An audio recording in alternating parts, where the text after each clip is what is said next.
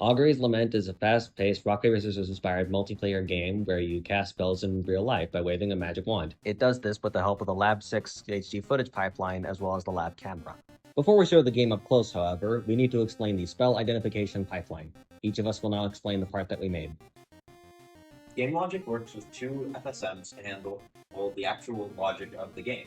The first FSM handles whether we're in the start state, the game playing state, or the end state, while the minor FSM handles requesting and getting back information from the path.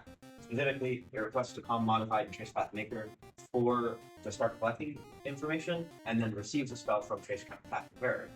Then it also communicates with the game viz module to handle figuring out all of the visuals for the game, whether that's the effects, the health, or the sprites for information, and then it passes all of that on to the top level and to the queue.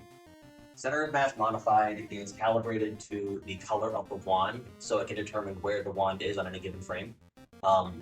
When Center of Mass detects the wand, Tracepath Maker starts storing that data and adds the time data of like which frame any given XY coordinate is. When Center of Mass Modified no longer detects the wand or the maximum spell length has been exceeded, Tracepath Maker formats the data and sends it to Normalizer, which then removes translation, scaling, and timing errors, or rather inconsistencies in the spell. For example, someone might cast a spell really large, someone might cast a spell small, or slowly, or quickly. Tracepath Normalizer analyzes all of that, and then Tracepath Comparer does its thing. So, just like the normalizer and game logic, Tracepath Comparer is an FSM-based implementation with three main states, namely collecting, accumulation, and outputting.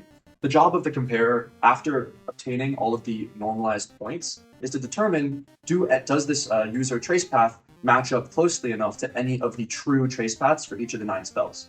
So in order to determine what the true tracepaths are, the comparer talks to the true tracepath generator, which programmatically returns the true tracepath at a given index in the true tracepath, meaning that this is robust to change. So for example, if instead of a length 32 tracepath, you wanted a length 16 tracepath, the true tracepath generator would be robust to that change.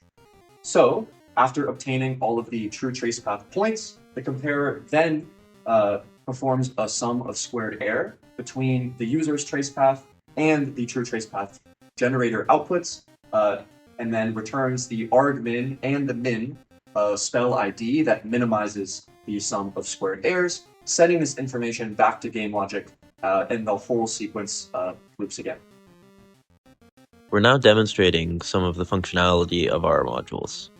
You can see in the bottom right-hand corner, the top part displays what spell is being output by the tracepath comparer, and the bottom part outputs the error that the tracepath comparer finds between the spell's trace and the spell's true trace. Additionally, you can see that effects show up on the screen depending on whether the spell cast is correct or incorrect in terms of the game logic, as well as health that goes down depending on whether spells are correct or incorrect, and a beginning and end screen that display when the game starts and ends.